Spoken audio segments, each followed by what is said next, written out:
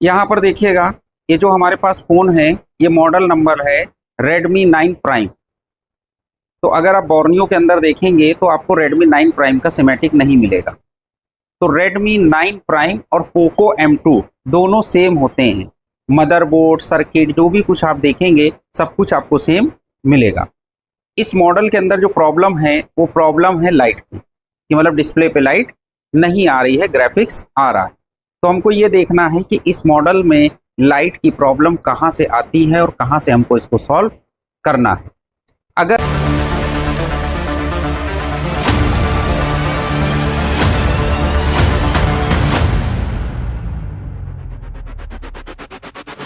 हम एक बेसिक सी बात करें कि जो हमारी लाइट प्रॉब्लम होती है, लाइट प्रॉब्लम के लिए अगर हम लोग इस मॉडल्स की बात करें तो इस मॉडल के अंदर जो आईसी लगी हुई है वो लगी है D9 लाइट आईसी। ठीक, ये लाइट आईसी जो होती है ये हमारी एक डिजिटल आईसी है। डिजिटल आईसी का मतलब कि इसके अंदर जो आईसी है आपको एक एसडी और एससीएल की पिन दिखाई पड़ रही है, इसका मतलब सीरियल डेटा, सीरियल क्लॉक है। तो ये आईसी हमारी एक डिजिटल आईसी है। अब बेसिक सी बात करें कि इस आईसी को काम करने के लिए क्या करना है कि वोल्टेज आउट करना है। तो चाहे हम 6 लेग वाली लाइट आईसी देखें या कोई भी लाइट आईसी देखें, तो हर एक लाइट आईसी के साथ में एक कॉइल होती है और एक डायोड होती है और आगे एक कैपेसिटर होता है। तो ये हमारी लाइट आईसी चाहे कोई भी हो, चाहे 6 लेग की हो या बॉल वाली आईसी हो या कोई भी हो, एक बेसिक सा कॉन्सेप्ट ये है कि अगर किसी भी मॉडल में हमारी लाइट आईसी लगी है तो आपको एक कॉइल, एक डायोड और एक कैपेसिटर, ये इतनी चीजें कंपलसरी मिलेंगी। तो यहाँ पर क्या है कि जब हमारी ये आईसी काम करेगी तो हमको ये चेक करना होता है कि यहाँ पर आउटपुट में डायोड के वोल्टेज बढ़ के मिले कि नहीं मिले।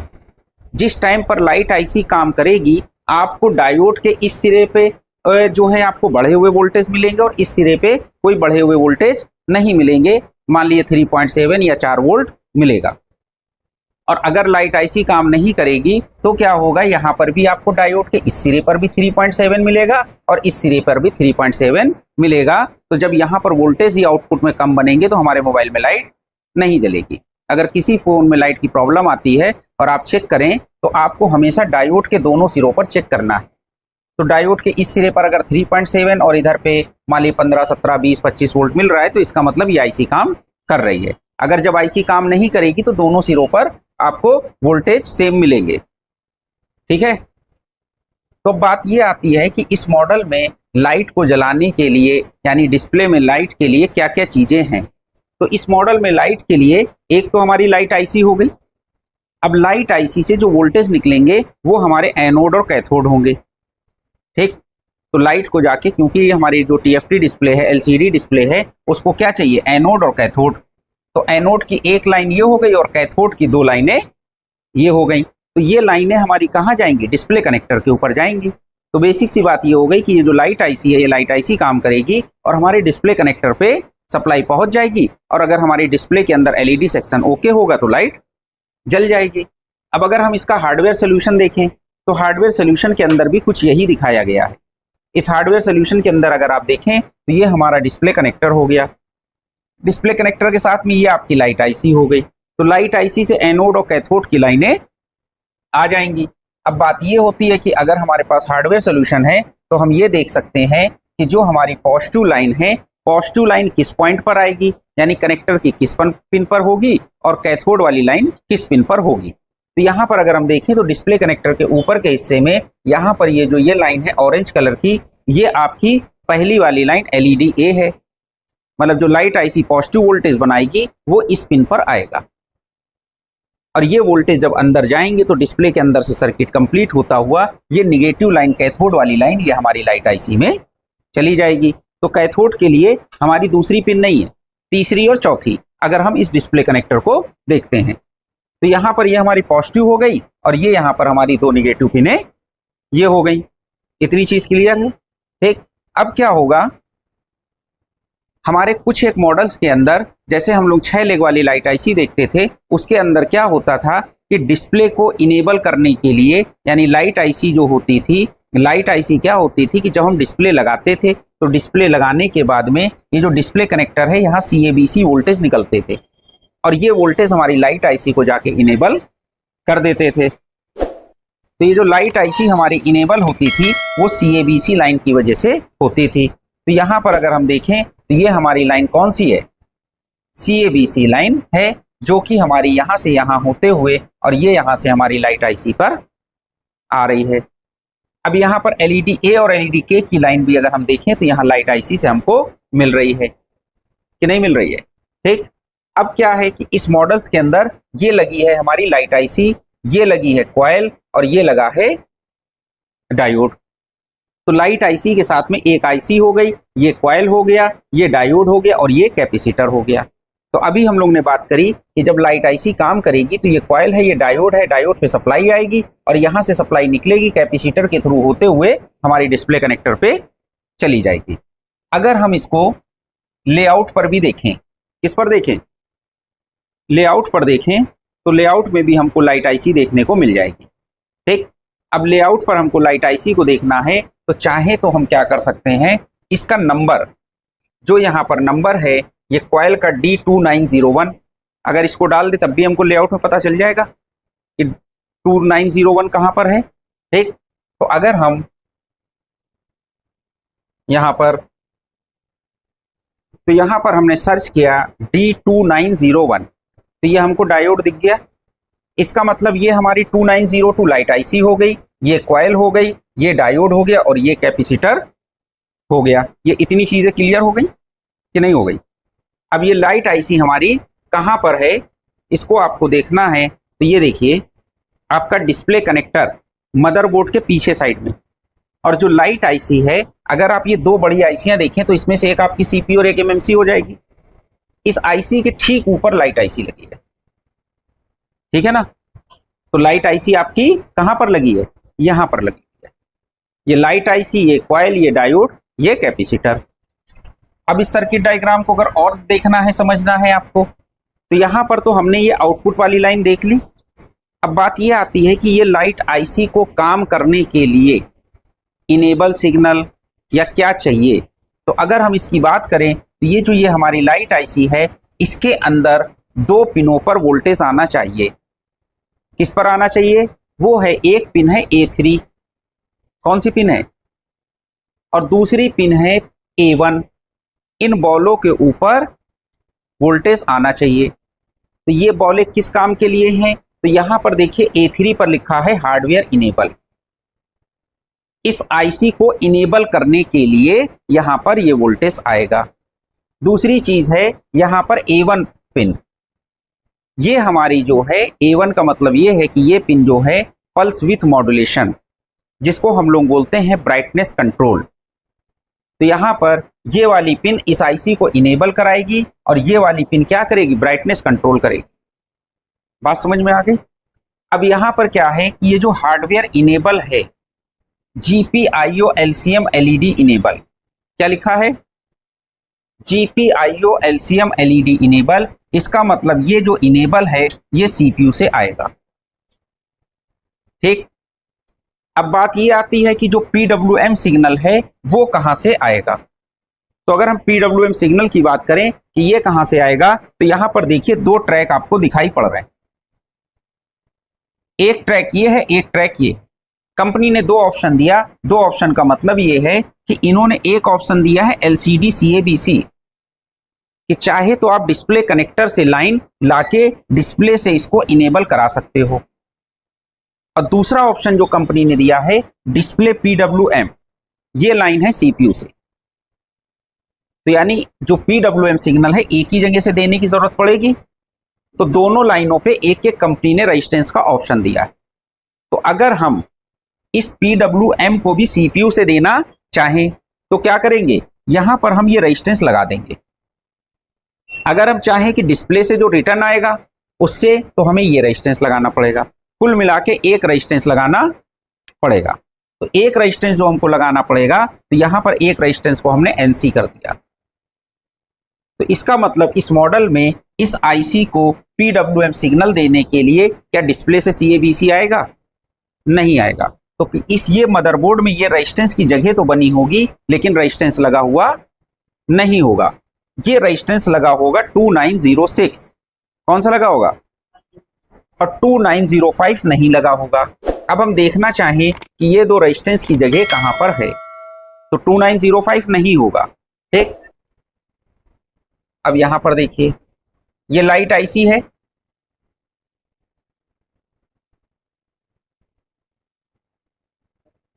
यहां पर देखिए 2905 और 2906 दो रेजिस्टेंस दिए हुए। कंपनी ने क्या किया, 2905 के ऊपर क्रॉस का साइन बना दिया। इसका मतलब आपको ये रेजिस्टेंस नहीं मिलेगा। जो सीपीयू से पीडब्ल्यूएम सिग्नल आएगा वो इस रेजिस्टेंस पर आएगा और यहां से होते हुए हमारी लाइट आईसी को पीडब्ल्यूएम सिग्नल दे देगा। अगर हम इसको डिस्प्ले से इनेबल करा रहे होते, पीडब्ल्यूएम दे रहे होते, तो क्या होता, ये रेजिस्टेंस नहीं लगा होता, ये लगा होता। बात समझ में आई? तो अब हमको जो चेक करना है वो एक तो चीज ये चेक करनी है कि इस आईसी को पीडब्ल्यूएम मिल रहा है या नहीं मिल रहा है। बात समझ में आई? दूसरी चीज, इस आईसी का पीडब्ल्यूएम हमें इस रेजिस्टेंस पे चेक करना है। अब यहां पर देखिए इसका हार्डवेयर इनेबल है, ये कहां पर आ रहा है, इस रेजिस्टेंस पे, और ये रेजिस्टेंस का एक सिरा ग्राउंड से जुड़ा हुआ है। तो हमारे पास एक टेस्ट पॉइंट कौन सा बना, हम यहां चेक करें या यहां चेक करें, यहां पर चेक करेंगे क्योंकि ये तो ग्राउंड से जुड़ा हुआ है। और ये जो रेजिस्टेंस है यहां पर ये कंपनी ने एनसी लिख दिया। क्या लिख दिया? अगर ये लगा होता रेजिस्टेंस तो 100K का होता, तो 100K का रेजिस्टेंस का मतलब कि ऊपर की सप्लाई नीचे नहीं जा पाएगी अगर लगा भी होता। पहली बात तो कंपनी ने इसको एनसी कर दिया। अब रेजिस्टेंस का नंबर क्या है, R2903। क्या नंबर है? अब हमको ये भी देखना है कि R2903 कहां पर लगा है। तो अगर आप ये देखें R2903 ये है, इसका एक सिरा ग्राउंड से बीप दे रहा होगा और दूसरे सिरे पर वोल्टेज आएंगे। तो अब हमारे पास चेक करने के लिए कौन कौन से ऑप्शन हो गए, हम एक तो इस रेजिस्टेंस पे चेक करना है 2906 पे। अगर 2906 पर वोल्टेज मिल गए तो इसका मतलब इस आईसी को पीडब्ल्यूएम मिल रहा है। अगर इस रेजिस्टेंस पर वोल्टेज मिल गए तो इसका मतलब इस आईसी को इनेबल मिल रहा है। तो आईसी, कोई भी आईसी हो, उसकी रिक्वायरमेंट होती है कि एक तो वोल्टेज और दूसरा इनेबल। ठीक, अब यहां पर हम अगर बात करें तो ये जो इस आईसी को काम करने के लिए वोल्टेज भी चाहिए, तो वोल्टेज कहां से आ रहा है, वोल्टेज की अगर हम बात करें तो यहां पर वी सिस्टम है। अगर क्वालकॉम सेट होता तो वीपीएस पावर होती। तो इसका मतलब अगर हम यहां पे इस क्वाइल पे यहां पे चेक कर लें या कैपेसिटर पे चेक कर लें तो इसका मतलब वी सिस्टम आ रहा होगा। तो इस आईसी को वोल्टेज मिल गए कि नहीं मिल गए, इस आईसी को हार्डवेयर इनेबल मिल जाना चाहिए और पीडब्ल्यूएम मिल जाना चाहिए। तीन चीजें मिल जानी चाहिए। दूसरी चीज क्या है कि अब ये आईसी अगर नॉर्मल हमारी 6 लेग वाली अदर कोई आईसी होती तो सिर्फ हमको इनपुट वोल्टेज और पीडब्ल्यूएम चेक करने की जरूरत पड़ती। लेकिन अब यहां पर क्या है कि ये जो आईसी है इसके अंदर सीरियल डेटा और सीरियल क्लॉक है, एसडी और एससीएल है। तो इसका सीपीयू के साथ में भी कम्युनिकेशन होना जरूरी है। मतलब कहने का मतलब ये लाइन भी ओके होना चाहिए। तो सबसे पहले जो हमें बेसिक चीज है कि अपना फास्ट मूवमेंट में चेक करना है, वो हम क्या चेक कर लें कि इस आईसी को वी सिस्टम मिल रहा है या नहीं मिल रहा है, मतलब वीपीएस मिल रहा है या नहीं मिल रहा। दूसरी चीज, इस आईसी को ये दो इनेबल मिल रहे हैं या नहीं मिल रहे। अब हमको अगर एसडी और एससीएल चेक करना है कि ये लाइन सीपीयू से कनेक्टेड है या नहीं है, तो यहां पर हमको कोई कंपोनेंट नहीं दिखाई पड़ रहा है, ये दिख रहा है। तो हमको क्या करना होगा, इस आईसी को निकालना होगा और आईसी को निकालने के बाद A2 और B2 बॉल की रीडिंग लेनी होगी। बात समझ में? अगर A2 या B2 बॉल की किसी पिन के ऊपर रीडिंग नहीं मिली तो इसका मतलब सीपीयू की डेटा क्लॉक वाली लाइन जो इस आईसी में आती है वो हमारी ब्रेक हो गई है। बात समझ में आ गई? कोई कंफ्यूजन इतने में? तो बेसिक सी बात यह है कि डायग्राम देख के पहले हमने ये समझा कि हमको क्या क्या चीजें चेक करनी है। बाकी यहाँ पर जो हमारी आईसी है उसके बारे में, ये जो यहाँ पर जो हमारा I2C एड्रेस है, क्योंकि यहाँ पर SDSCL है तो I2C एड्रेस है, इसके ऊपर जो डेटा आएगा वो आपका LM3697 है 0110 तो इसका मतलब ये होता है कि 011 का 0 का मतलब लो, फिर हाई, हाई 2 बार रहेगा, फिर से लो होगा, फिर 2 बार हाई, फिर लो। ये इसका I2C का एड्रेस है। लेकिन इसके लिए आपको DSO और I2C लाइन को कैलकुलेट करने वगैरह की जरूरत पड़ेगी, तो इतना डेप्थ में आपको जाने की जरूरत नहीं है। मोटा मोटा चेक कर लेंगे तो हमारा रिपेयरिंग लेवल के लिए इतना पर्याप्त है। ठीक, तो अभी हमारा सर्किट डायग्राम का मैटर क्लियर हो गया। अभी हमने सिर्फ 2 पॉइंट पकड़ लिए कि हमको ये चेक करना है कि इस आईसी को वोल्टेज मिल रहा है और इसको PWM और इनेबल मिल रहा है या नहीं मिल रहा है।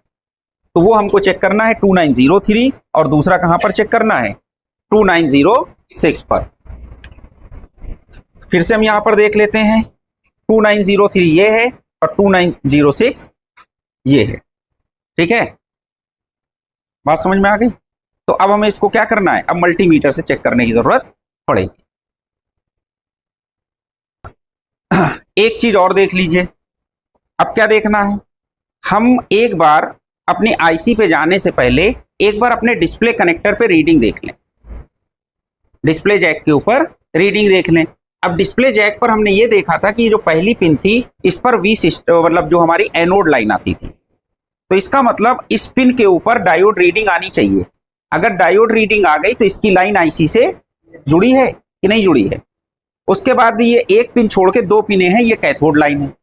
अब देखिए यहाँ पे पहली पिन है, तो पहली पिन ये है आपकी, तो यहां पर हम लोग डायोड रीडिंग चेक कर लेते हैं। थोड़ा सा डिस्प्ले कनेक्टर खोल लेते हैं। अब देखिए ये पहली पिन आ गई और पहली पिन के ऊपर हम मल्टीमीटर की प्रोब को लगा लेते हैं। तो प्रोब को लगाने के लिए रेड वाली प्रोब को कहां रखेंगे, ग्राउंड पे, और ब्लैक वाली प्रोब को यहां पर रख लेंगे। देखिए पहली पिन के ऊपर डायोड रीडिंग आ रही, इसका मतलब ये लाइन ब्रेक नहीं है। अगर इस पर लाइन रीडिंग ना मिलती तो इसका मतलब ये लाइन ब्रेक हो गई थी। ठीक है, तो ये लाइन ओके हो गई एनोड। अब उसके बाद एक लाइन छोड़ के 2 पिनें, ये कैथोड है। अब देखिए ये कैथोड पे भी रीडिंग आ गई, यानी कैथोड वाली लाइन भी ओके है। उसके बगल वाली लाइन चेक कर लें, ये भी लाइन ओके है।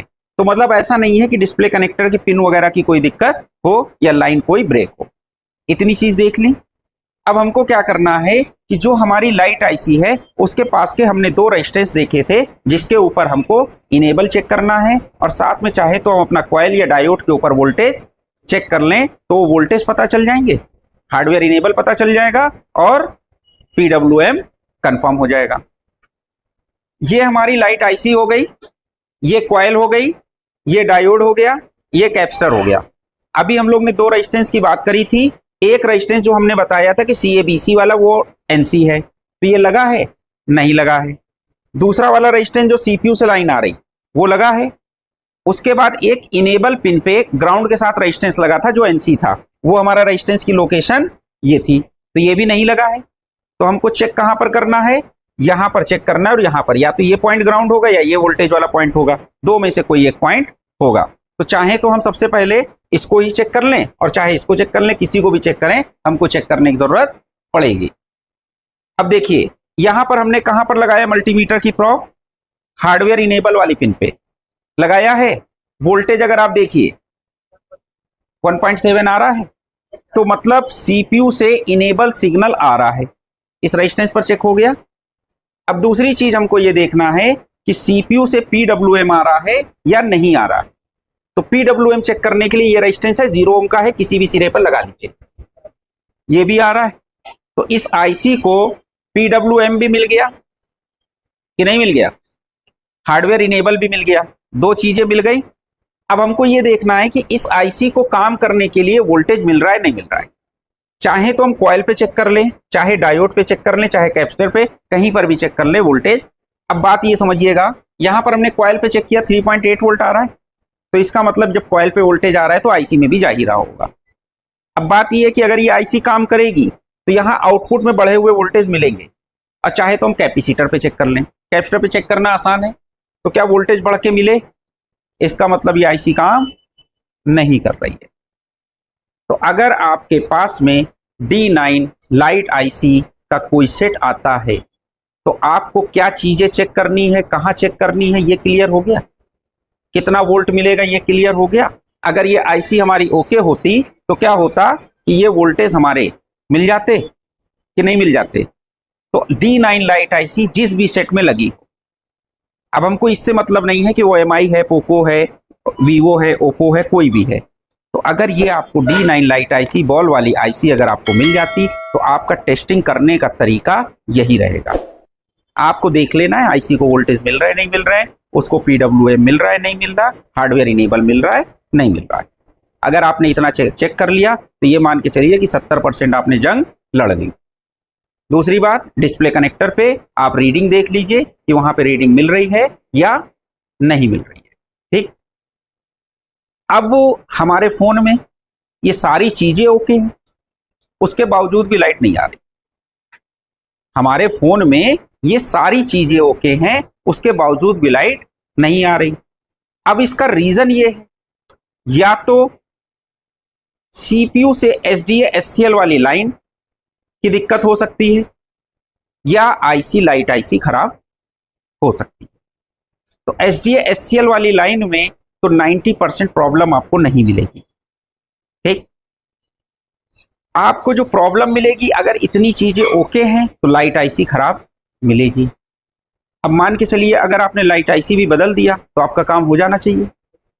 अब अगर लाइट आईसी के बाद काम नहीं हुआ तो आपको SDA SCL की लाइन भी चेक करनी पड़ेगी। तो उसके बाद उम्मीद ये है कि आपका 90% आपका सेट ओके हो जाएगा, कि 100 में से अगर 90 सेट आपने, अगर 100 सेट आए लाइट प्रॉब्लम में और ये आईसी लगी है तो 90 सेट आप रिपेयर कर लेंगे। बस तरीके को आपको इसी को फॉलो करना है और बिल्कुल यही तरीका ध्यान रखना है। तरीका बिल्कुल आसान है, सर्किट से भी आपको समझ में आ गया होगा और हार्डवेयर लेवल पे भी यहाँ पे समझ में आ गया।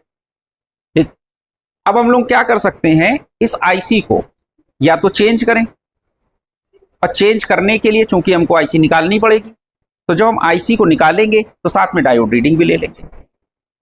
ठीक है ना, अगर डायोड रीडिंग ओके है तो दूसरी आईसी लगाने पर लाइट आ जानी चाहिए। ठीक है, अब इसके अंदर हम लोगों ने लाइट आईसी चेंज करके भी देख ली, डायोड रीडिंग भी इसकी SDA SCL की ले ली, वो भी ओके है, लाइट आईसी भी ओके है, इसको वोल्टेज भी मिल रहा है, इनेबल सिग्नल भी मिल रहा है, सब कुछ मिल रहा है, उसके बावजूद भी काम नहीं हो रहा है और डिस्प्ले में लाइट नहीं आ रही। अब हमको ये सोचना पड़ेगा कि इस फोन में क्या और चीजें रिस्पॉन्सिबल हो सकती हैं, या इस प्रॉब्लम के लिए क्या चीज और रिस्पॉन्सिबल हो सकती है। तो चूंकि ये मदरबोर्ड जो है मतलब मार्केट से या अदर कहीं से रिपेयर हो के आया है या कुछ है, तो एक बार हमको इस मदरबोर्ड को बिल्कुल कायदे से देखने की जरूरत पड़ेगी, और या आप रिपेयरिंग से पहले भी उसको आई स्कैनिंग कर सकते हैं। तो इस मदरबोर्ड को अभी आई स्कैन करने पर हमको एक चीज ये दिखाई पड़ी कि जिसने भी इसकी जाली उखाड़ी है, ये इस तरीके से आपको ये ट्रैक दिखाई पड़ रहे हैं कि ये इसके ट्रैक जो है, मतलब ये जाली जो है किसी ने उखाड़ी हुई है। अब ये जो जाली किसी ने उखाड़ी है, तो यहां पर जाली उखाड़ने में क्या हुआ है कि उससे यहां के ट्रैक जो हैं ये चले गए, ट्रैक इसके कट गए। और ट्रैक कौन से कट गए हैं, लेयर वाले ट्रैक कट गए हैं। तो ये यहां पर आपका करंट सेंसिंग रेजिस्टेंस के बगल में ये जो जाली का हिस्सा है, इस जगह पे ये ट्रैक कट चुके हैं। अब ये जाली अंदर दबने की वजह से या जाली उखाड़ने की वजह से जब हम लोगों ने इसको स्क्रैच किया है तो यहाँ के ये ट्रैक डैमेज मिले हैं। यानी यहाँ से लेकर यहाँ तक की जो ये लाइन थी, ये पहली लाइन ये है, दूसरी लाइन ये है, तीसरी लाइन ये, चौथी लाइन ये कटी हुई है। तो अगर कटी हुई है ये लाइन, तो ये यहाँ से यहाँ तक ये सिग्नल या वोल्टेज जा पाएंगे, नहीं जा पाएंगे। तो इस कंडीशन में इस ट्रैक को हमको रिपेयर करने की जरूरत पड़ेगी। इसके लिए आपको अच्छी क्वालिटी का आपके पास माइक्रोस्कोप होना चाहिए, साथ में आपकी हैंड स्किल भी अच्छी होनी चाहिए कि जब आप स्क्रैच करें तो आप नीचे के ट्रैक डैमेज ना कर दें।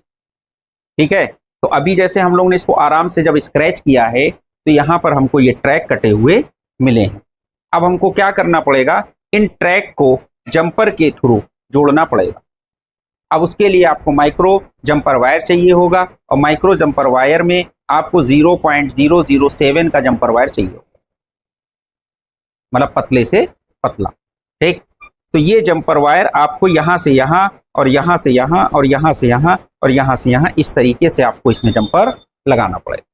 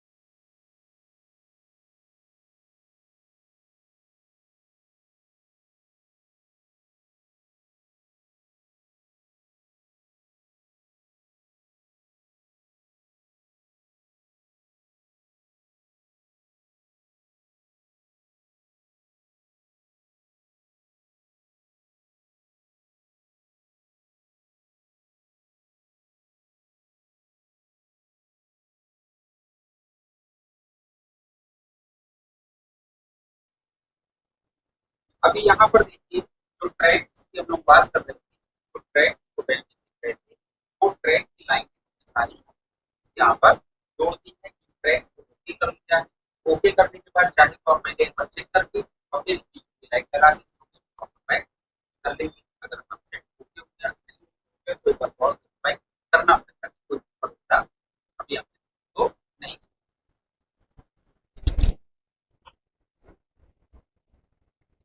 यहाँ पर ये आप देख सकते हैं इस सेट में लाइट आ गई।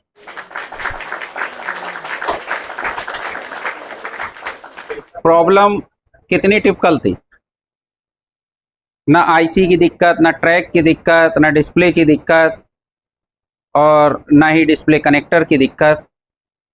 और ये प्रॉब्लम रिपेयर करना, रिपेयरिंग में लाइन में ये मान के चलो 60-70% लोग नहीं कर पाएंगे। ठीक नहीं, मतलब जिनको नॉलेज है, अच्छा काम करने वाले लोग हैं मार्केट में, वो ही कर पाएंगे। बाकी आम आदमी जो आईसी लेवल काम कर लेता हो, ये सब कुछ कर लेता हो, सब कहने की बातें हैं, कर नहीं पाएगा। ठीक है, जो सेट पूरा चालू हो गया।